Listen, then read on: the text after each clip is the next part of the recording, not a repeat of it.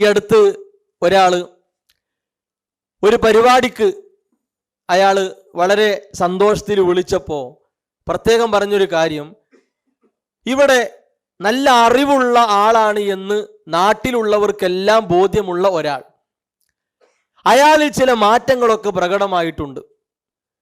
അയാൾ YouTube channel സംവിധാനത്തിലൂടെ ഇസ്ലാമിനെ ചെറുതാക്കുകയും, ഇതൊക്കെ ഒരുപാട് പുരോഗതി കൈവരിച്ച കാലമല്ലേ, ഇക്കാലത്ത് ഇങ്ങനെ കാർക്കശ്യത്തോടെ ഗൗരവത്തോടെ കണിശതയോടെ ഇസ്ലാം ദീൻ എന്നൊക്കെ പറഞ്ഞ് പോകാൻ പാടുണ്ടോ? ഇതാരാ ചോദിക്കുന്നത്?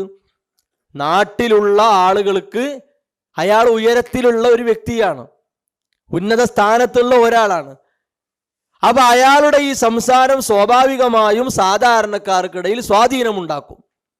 ആ പേടി കൊണ്ടാണ് ഈ പരിപാടിക്ക് വിളിച്ചപ്പോൾ പ്രത്യേക ആ കാര്യം പറഞ്ഞത്. അയാൾക്ക് മ്യൂസിക് പ്രശ്നമല്ല. ഇക്കാലത്ത് മനുഷ്യനെ നശിപ്പിക്കുന്ന മാരകമായ കാരണങ്ങളിൽ ഒന്ന് മ്യൂസിക്കാണെന്ന് പല ആളുകളും തിരിച്ചറിഞ്ഞു. വലിയ അപകടങ്ങൾക്ക് കാരണം, മനുഷ്യനെ പ്രത്യേകം മത്ത് പിടിച്ച അവസ്ഥയിലേക്ക് എത്തിക്കാനുള്ള കാരണം, സ്വബോധം നഷ്ടപ്പെടുത്താനുള്ള കാരണമൊക്കെ ലഹരിയാണെന്ന് കണ്ടെത്തപ്പെട്ട ഒരു കാലത്താണ് നമ്മൾ ജീവിക്കുന്നത്. അപ്പൊ അയാൾ പറയും മ്യൂസിക് പോലെയുള്ള കാര്യങ്ങൾ. അതേപോലെ തന്നെ നിസ്കാരത്തിലേക്ക് വരുമ്പോൾ ഡ്രസ്സിലൊക്കെ എന്തെങ്കിലും രൂപങ്ങളോ എഴുത്തുകളോ ഉണ്ടെങ്കിൽ അതൊക്കെ എന്തിനാ ഒഴിവാക്കേണ്ട ആവശ്യമില്ല, അതൊക്കെ ആളുകളിട്ട് വന്നോട്ടെ. ഈ രൂപത്തിലൊക്കെ ഇസ്ലാം ശ്രദ്ധിക്കാൻ പറഞ്ഞ ഓരോ കാര്യങ്ങളെയും കുഴപ്പമില്ല, പ്രശ്നമില്ല എന്ന നിലക്ക് അയാളുടെ വക അയാൾ അങ്ങനെ ആക്കി തീർക്കുന്നു. ഇത് ചെറിയ ചെറിയ കാര്യങ്ങളാണ് എന്ന് നമുക്ക് തോന്നിയേക്കാം.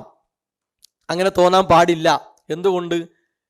കാര്യം ചെറുതാണോ വലുതാണോ എന്നല്ല, അള്ളാഹുവിൻ്റെ ദീനിൽ നിർദ്ദേശമുണ്ടോ ഇല്ലയോ എന്നതാണ് വിഷയം.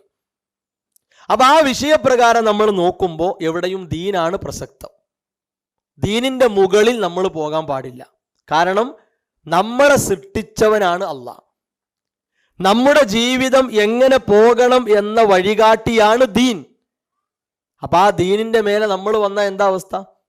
അതൊരിക്കലും പാടില്ല.